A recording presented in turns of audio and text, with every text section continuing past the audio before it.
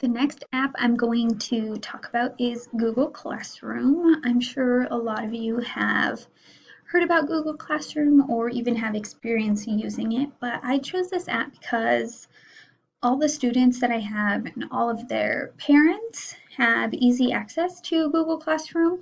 It's a great way to get parents involved with their child's learning and have them up to date on what we're doing in class.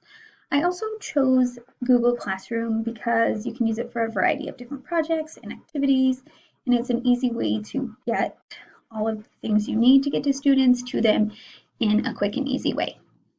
The purpose of Google Classroom is to facilitate paperless communication, and it allows teachers to create classes, assignments, activities. It allows them to view the work in real time and grade the work with feedback for the students. The audience for Google Classroom is going to be my students and their families.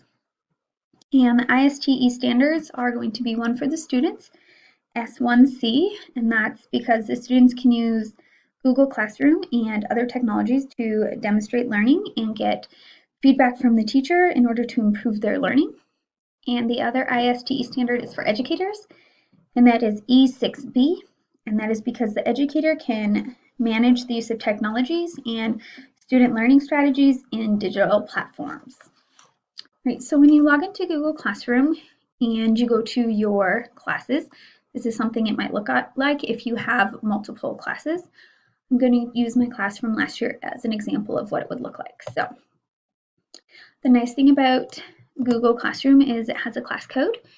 You can display this on the board by doing that, and it's a way for your students just to quickly go to classroom.google.com, type in the class code, and they're automatically connected to the site that you've created for them.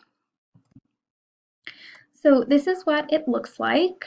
This is just from last year, like I said, but an easy way you can share links if you want students to go to a specific website without having to search for it. You can create assignments with questions. It's super easy. In order to create an assignment, you go to classwork, click this purple create. Yours might be a different color if you selected a different theme. You can create an assignment, a quiz, a question, material, or reuse. I usually put everything under an assignment. You create a title, you give instructions, you can make it worth however many points you want, create a due date if you need to. If you create different folders for different topics, if you want a writing folder, reading, a math folder, social studies, etc., you do that here. This is where you can upload different things like a different attachment for a Google Doc, YouTube, different links to go to specific websites. After you type in everything you need, you click Assign. Another nice thing about Google Classroom is if you don't need it for all students, you're creating something specific for only a certain group. You could click on this drop down, and then you could click just certain students you wanted to send it to. On Google Classroom, it's really nice, the grading section of it. So if you get to something and it had graded, it would show you their grades here. And then it also lets you give real-time feedback. Yeah, see, it says you can track individual progress. So if you were to click on something and you went into what the student had done, it links right here to their work that they had done. You could click on it and it pulls up what they did. And you can see, if it loads here, you can see how they answered it and what they're doing. Good thing is if you connect it to Google Docs, you can easily create comments. You can give the grade here and it can send it back to them.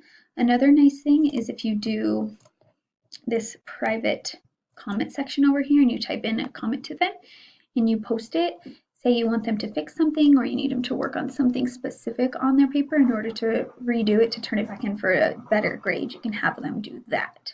So it's a nice way for feedback right away, and as a teacher, it keeps everything in here so you can turn with grade, click it as turned in, things like that. On the stream, it's also nice. Sometimes I just do a group discussion is what I've called it in my classroom, and I would just post a question and every student had to respond to it right there so everybody could see, and then we had a whole group discussion online, which I thought was really neat, and the students seem to like. So Google Classroom, super simple, very easy to use, very user-friendly. It's a good way to get parents involved, like I had already said, before, and it's a good way to see how well the students are at navigating a piece of technology on their own. Obviously, if you were using this in lower grades, they might need a little bit more direction. I was using it in third grade last year, so my kids got pretty good at being able to sort of run it themselves, and they were really in charge of their learning anytime they had an assignment due on Google Classroom. All right, and that's Google Classroom. Thank you.